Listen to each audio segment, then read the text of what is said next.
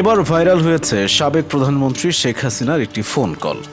আমি কিন্তু আমাদের দেশের খুব কাছাকাছি আছি, অত দূরে নাই, আমি খুব কাছাকাছি আছি, আমি চট করে ঢুকে পড়তে পারি। ফোন কল হতে এটা জানা যায় শীঘ্রই দেশে ফিরছেন তিনি। তবে এই ফোন কলের সত্যতা এখনো নিশ্চিত হওয়া যায়নি।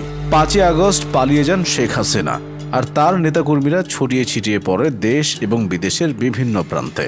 শেখ হাসিনা দেশ থেকে পালানোর পর তার কোনো ভিডিও বার্তা অথবা মৌখিক জবানবন্দি এখন পর্যন্ত সামনে আসেনি। হঠাৎ করেই সামাজিক যোগাযোগ মাধ্যমে শেখ হাসিনার একটি ফোন কল ভাইরাল হয়। এই ফোন কল হতে জানা যায় আওয়ামী লীগের নেতা তানভীরের সাথে শেখ হাসিনা কথোপকথন করছেন। আওয়ামী লীগ নেতা তানভীর আমেরিকায় অবস্থান করছেন।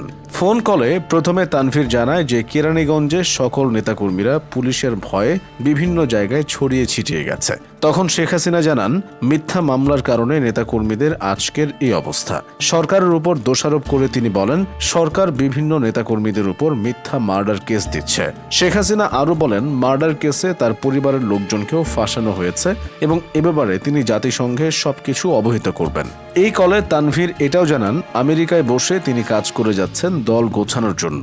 শেখ হাসিনা এর উত্তরে আমেরিকা থেকেই কাজ করার জন্য আহ্বান জানান এবং দেশে না ফেরার জন্য পরামর্শ দেন তিনি। এরপর তানভীর শেখ হাসিনাকে প্রশ্ন করেন, তাকে কি গাজিয়াবাদ হতে দিল্লিতে ট্রান্সফার করা হয়েছে কিনা। এই প্রশ্নতে শেখ হাসিনাকে কিছুটা বিব্রত এবং অবাক হতে শোনা যায়। এর উত্তরে শেখ হাসিনা বলেন, আমি দেশের কাছে আছি এবং যে কোনো সময় দেশে টুপ করে ঢুকে পড়ব। তখন তানভীর জানান, শেখ হাসিনার আদেশে যে কোনো সময় তিনি বাংলাদেশে আসতে এবং তিনি দল গোছাতে প্রস্তুত।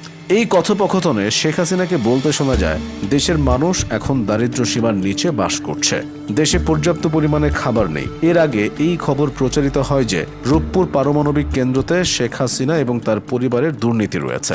বিশেষ করে তখন টিউলিপ সিদ্দিকীর নাম সামনে আসে। টিউলিপ সিদ্দিকীকে একান্তই বাচ্চা মেয়ে বলে অভিহিত করেন তিনি। এ সময় তিনি বলেন, দেশের মানুষ যদি গাধা হয় তাহলে তার কোনো কিছুই বলার বা করার নেই। এ সময় মোহাম্মদ ইউনূসের বিরুদ্ধে তীব্র ক্ষোভ প্রকাশ করে শেখ হাসিনা বলেন, যারা মানি লন্ডারিং করছে তারা খুব লাফাচ্ছে। গ্রামীণ ব্যাংকের যত টাকা সব মানি লন্ডারিং এর। ইউনূস কিন্তু গ্রামীণ ব্যাংক প্রতিষ্ঠা করেনি। গ্রামীণ ব্যাংক প্রতিষ্ঠা করেছিলেন এরশাদ। ইউনূসকে চাকরি দেওয়া হয়েছিল এমডির পদে। তিনি আরো বলেন, ডক্টর মোহাম্মদ ইউনূস এমডির পদ থেকে গ্রামীণ ব্যাংকের 26,000 কোটি টাকা মানি লন্ডারিং করে বিদেশে নিয়ে গেছেন। এই 26,000 কোটি টাকা দিয়ে বিদেশে সে সোশ্যাল বিজনেস করেছে, এটি অভিযোগ করেন তিনি।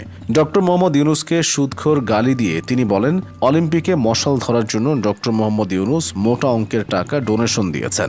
এছাড়া নোবেল প্রাইজ কমিটিতেও ডোনেশনের মাধ্যমে তিনি নোবেল প্রাইজ পেয়েছেন। ডক্টর মোহাম্মদ ইউনূসকে গরিবের রক্ত চোষা বলে অভিহিত করেন তিনি। এই ফোন কলটিতে তিনি জানান যে দেশের মানুষের জন্য তিনি দিন-রাত অক্লান্ত পরিশ্রম করেছেন।